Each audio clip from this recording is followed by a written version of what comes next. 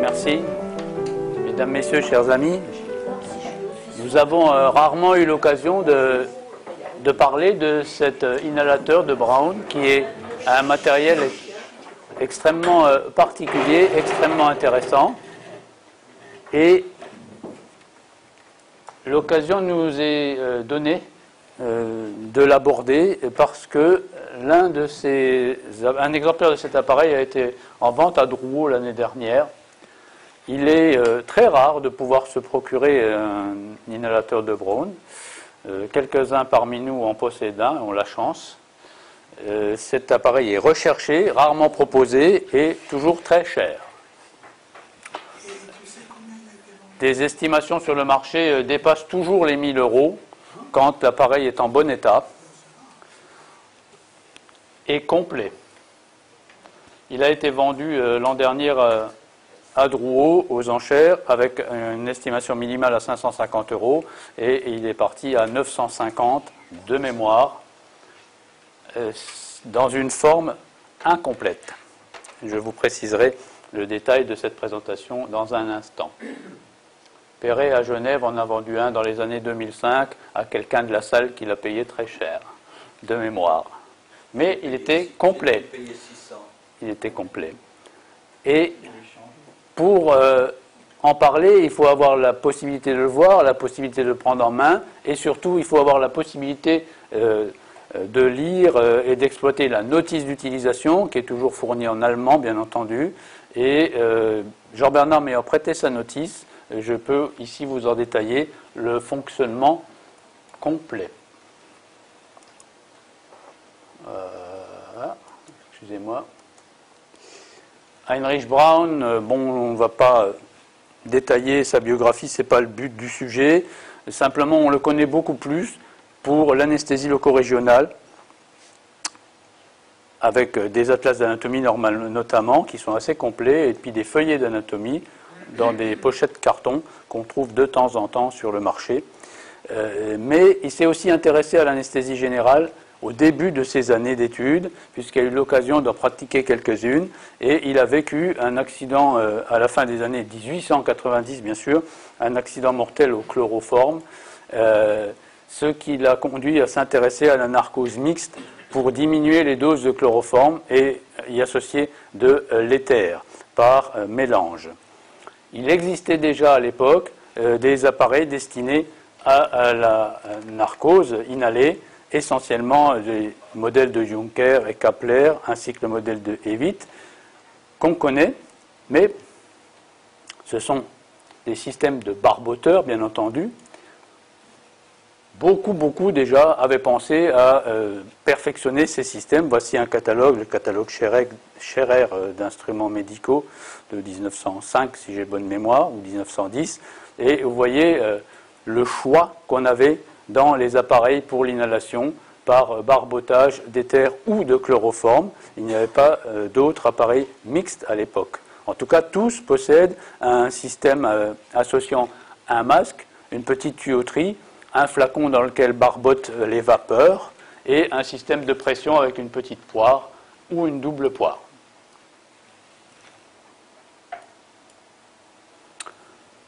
À partir de ces systèmes déjà existants, Braun a développé en 1897 un appareil portable qu'il a appelé du nom de Narco et il l'a présenté à Berlin au congrès de la Société allemande de chirurgie en 1901. Voici ici le prototype de cet appareil qui comportait déjà un certain nombre de flacons avec des entrées différenciées, le masque à la sortie bien sûr, et un système de poire à pression pour l'air. L'ensemble étant fixé dans un socle afin de rester stable.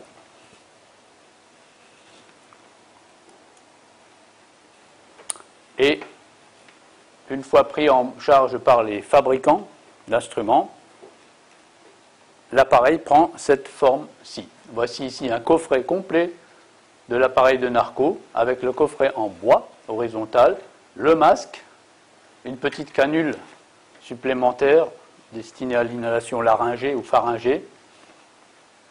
L'appareil en lui-même, en verre ambré, transparent, cerclé de plus ou moins beaucoup de métal, ici plutôt pas beaucoup, et la notice. Cet appareil que vous venez de voir est constitué donc de l'ensemble de 2 flacons, l'un à côté de l'autre, un grand flacon, 150 ml pour l'éther, un petit, 50 ml pour le chloroforme, et ils sont reliés entre eux pour permettre le mélange des 2 vapeurs. Le courant d'air est produit par le ballon de caoutchouc, comme précisé précédemment, et il traverse l'un ou l'autre, ou les 2 flacons, avant de repartir au patient. Et lorsque les 2 robinets éther-chloroforme sont ouverts en grand, le mélange contient 1% de chloroforme et 4% d'éther. Petite marche arrière ici pour vous remontrer. Voici ici les 2 flacons, le grand, le petit, le système d'assemblage ici, qui fonctionne avec un système de clips, un peu comme les capsules de limonade ou de bière à l'ancienne, et des entrées et sorties sur lesquelles on va venir en détail un petit peu plus ici. Voilà le mélangeur séparateur sur lequel apparaissent un flacon ici, un robinet, un autre robinet. Ce robinet est différencié du précédent parce qu'il a un petit taquet ici qui, au doigt, permet de ne pas le mélanger avec celui de droite, de confondre, avec celui de droite. Le mélangeur est clipsé ici par ce système de clips en ferraille, comme les bouteilles de bière d'autrefois, avec des joints en caoutchouc là, sur l'ensemble. Et ici, entrée-sortie des gaz. On va revoir ça un petit peu.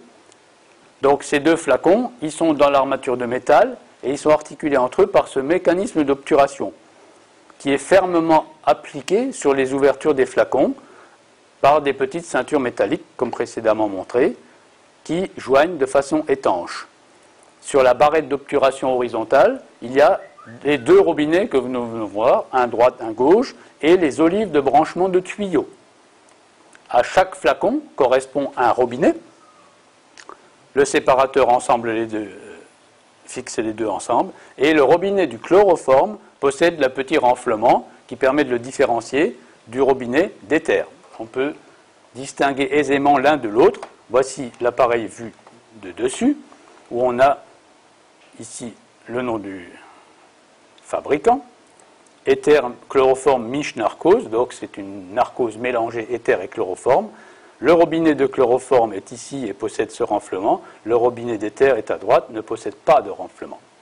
Ici, ce sont les systèmes qui permettent de clipser l'ensemble du séparateur mélangeur sur les 2 flacons qui sont en dessous. Donc le site de sortie supérieure, ici, et un site de sortie inférieur, ici. Le site de sortie supérieure porte la poire vessie qui permet d'administrer l'insufflation des vapeurs, enfin d'air, destiné au barbotage dans les flacons qui vont être ouverts plus ou moins en dessous. Et le site inférieur va porter le tuyau qui mène au masque. À l'intérieur du séparateur plongent 2 tiges métalliques vers le fond des flacons dans lequel se fait le système de barbotage. Et l'ensemble est fixé avec une sangle, à l'origine en cuir, qui permet de le tenir, je vais vous remontrer, autour du cou pour l'utiliser. Voici ici les 2 sites, on va les revoir.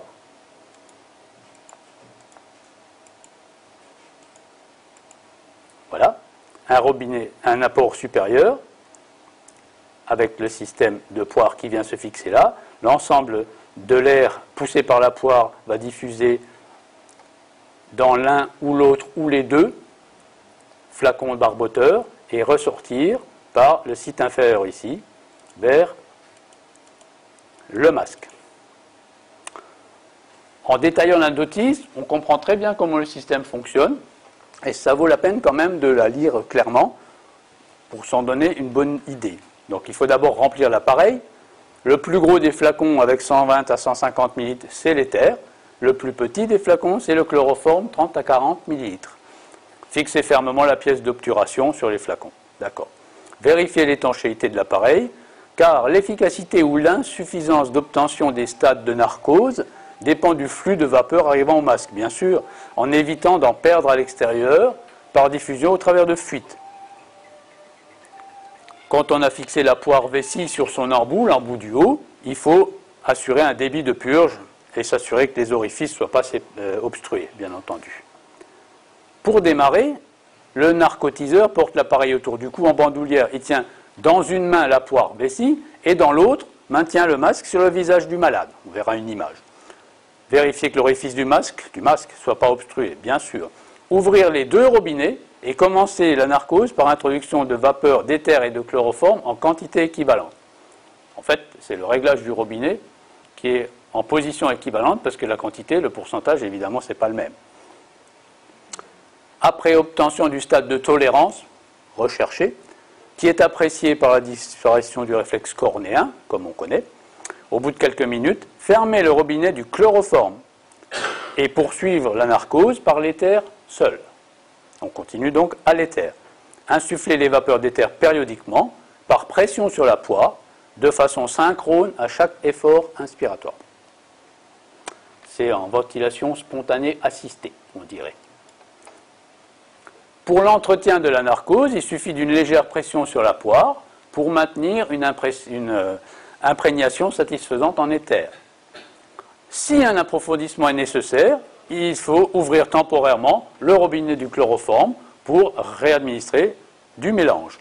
Après quelques inspirations, le niveau est approfondi et on repoursuit avec l'éther seul. Très rarement, chez quelques individus résistants, il est nécessaire de fermer partiellement l'apport d'éther et de poursuivre avec l'administration de chloroforme, mélangé à l'éther. Et chez certains enfants, certaines femmes, allez savoir pourquoi, les individus anémiques ou chétifs, on donnera au contraire très peu de chloroforme parce que le souffle, c'est leur souffle qui est amoindri. D'ailleurs, beaucoup de narcoses peuvent être réalisées avec très peu de chloroforme ajouté. Le principe, c'est quand même d'utiliser le chloroforme uniquement pour l'induction, en fait. Si plusieurs narcoses doivent être effectuées successivement, il convient de remplir à chaque fois le réservoir d'éther. Les reliquats d'éther au chloroforme issus de la condensation des vapeurs précédentes ne sont pas dommageables au fonctionnement du système. On peut aussi l'utiliser sans le masque, car la canule métallique rigide jointe à l'appareil est destinée à administrer la narcose lors de l'opération sur la bouche, le nez ou la gorge. La manière d'administrer les vapeurs était effectivement identique. Et on substituera au masque facial la tige d'aspersion qui sera positionnée dans la bouche ou le nez du patient et diffuse les vapeurs dans la gorge. C'est intéressant quand même comme principe. Alors il y a un petit peu d'entretien sur cet appareil. Les robinets doivent de temps en temps dévisser et huiler avec une huile pour machine, mais pas de vaseline. Bon, ça on sait, parce que la vaseline va obstruer la lumière. Dévisser les fixes de fixation, voilà, nettoyer les robinets, et si on le stocke, eh bien, il faut le vider et fermer les robinets. Si les canalisations ou les tuyaux plongeants sont obstrués, les déboucher à l'aide d'un pointeau fin fourni à l'appareil, ça j'ai jamais vu dans aucun coffret, qui file de fer, quoi. Voilà comment se présentait donc l'appareil, on a déjà vu cette image. Il était vendu donc dans les années 1910, début des années 1900, en coffret qui contiennent l'évaporateur, le masque facial, la canule nasopharyngée et parfois un système d'actionnement au pied, à la place de la poire.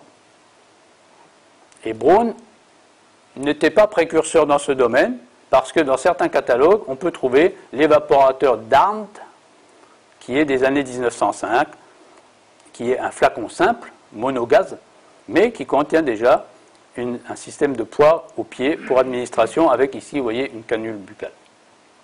Il a repris ce principe dans cette image. On voit un appareil de Braun avec le mélangeur qui est ici, le masque là, et puis le système d'insufflation au pied qui est là.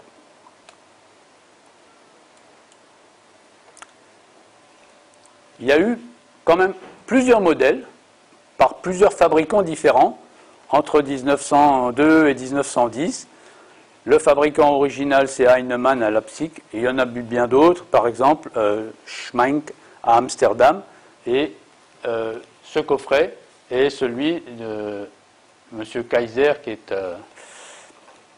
un ancien anesthésiste privé luxembourgeoise, qui a donné son matériel à un musée à Luxembourg. Et à ce musée du Luxembourg, vous pouvez trouver les images en ligne, je vous donnerai les références à la fin, figure ce coffret de narco par ce fabricant-là.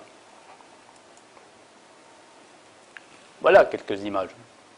Vous voyez ici le catalogue Scherer qui montre le coffret narco de cette façon-là, avec beaucoup de métal autour. Dans un autre catalogue allemand, qui est en fait un catalogue alsacien lors de l'annexion, chez Streisgut, il y a un cercle métallique complet autour de l'appareil, qui n'est pas le cas sur le modèle que nous voyons ici.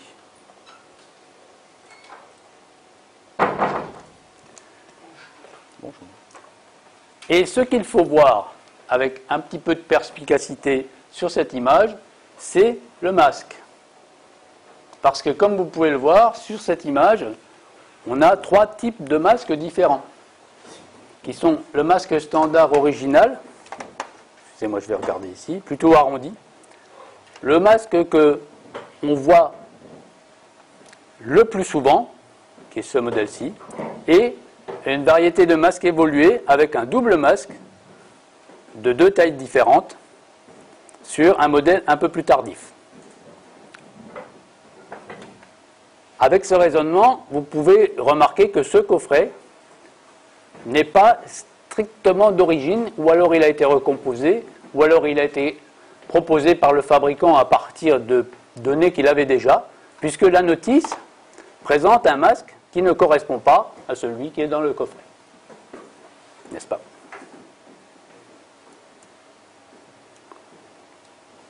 Il a été très utilisé en Allemagne, l'appareil de Braun, jusque dans les années 1940, où tout le monde a arrêté ce mélange éther-chloroforme et le chloroforme et l'éther,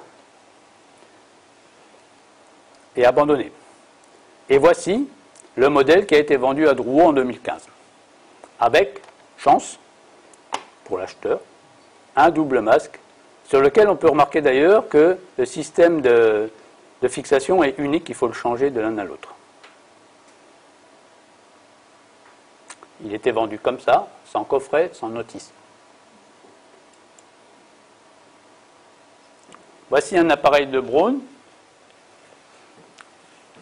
dans une vitrine d'exposition, je crois que c'était au congrès de Barcelone, je ne suis pas absolument certain. Vous pouvez remarquer qu'il comporte beaucoup de parties en verre et peu de parties métalliques. Et il s'agit de verre clair, transparent, du verre blanc. Alors, si vous vous intéressez, vous avez l'occasion de le voir, dans une exposition ou à l'occasion d'une vente, finalement, pour, entre guillemets, bien acheter, encore qu'on puisse guère être très exigeant parce qu'il n'y en a vraiment pas beaucoup sur le marché, eh bien, il faut vérifier un certain nombre de détails. Il faut vérifier qu'ils ont tous, de façon standard, leur obturateur, bien entendu, ici, avec des caoutchoucs souvent usés des temps passés. Ils ont leurs deux sorties et leurs deux robinets, dont l'un doit porter normalement un renflement destiné à différencier le grand du petit flacon, chloroforme éther, ou éther-chloroforme plus exactement. Ensuite, dans les variantes, eh bien, il peut y avoir un grand masque, un masque arrondi ou deux petits masques. Il peut y avoir ou pas une poire d'origine qui éventuellement peut être réassortie. Il peut y avoir du verre clair ou du verre ambré. Il peut y avoir beaucoup ou pas beaucoup de métal autour. Il peut y avoir ou pas la sangle en cuir d'origine destinée à la porter autour du cou. Et lorsque vous l'avez en présentation comme ça, et que maintenant vous êtes devenus des experts de l'appareil de Braun narco, vous pouvez faire quelques remarques parce qu'il y a des éléments manquants, n'est-ce pas, dans cette vitrine. Qu'est-ce qui manque? Facile. Qu'est-ce qui manque? Il manque la notice, il manque le coffret et il manque la canule pour inhalation pharyngée.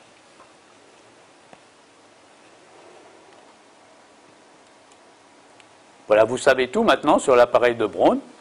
Le problème du narco de Braun, c'est que, comme ça a été évoqué pour l'annihilateur de Hampton, qui est bien entendu beaucoup plus ancien, eh bien, on ne trouve aucune donnée d'utilisation, aucune série statistique, pas grand-chose sur décrit, y compris dans les publications allemandes qui sont au nombre de 2, j'en ai mis qu'une seule ici, où il n'y a pas de série statistique et de résultats. La bibliographie essentielle, c'est d'abord la notice d'origine, que m'a prêté gracieusement et avec plaisir Jean-Bernard, qui maintenant en procède la traduction, puisque je l'ai traduite. Les publications d'origine de Braun. Dans le catalogue de M. Göring, qui participe régulièrement à l'ICHA, à l'exposition de Hambourg, il y a un petit article sur le narco de Braun. À Madrid, il y en avait un d'exposé, l'image numéro 8, c'est la photo précédente sur laquelle on a réfléchi à la composition.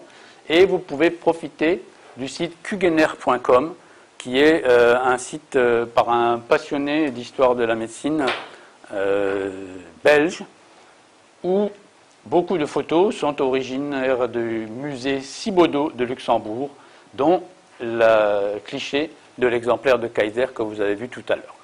Je vous remercie pour votre attention.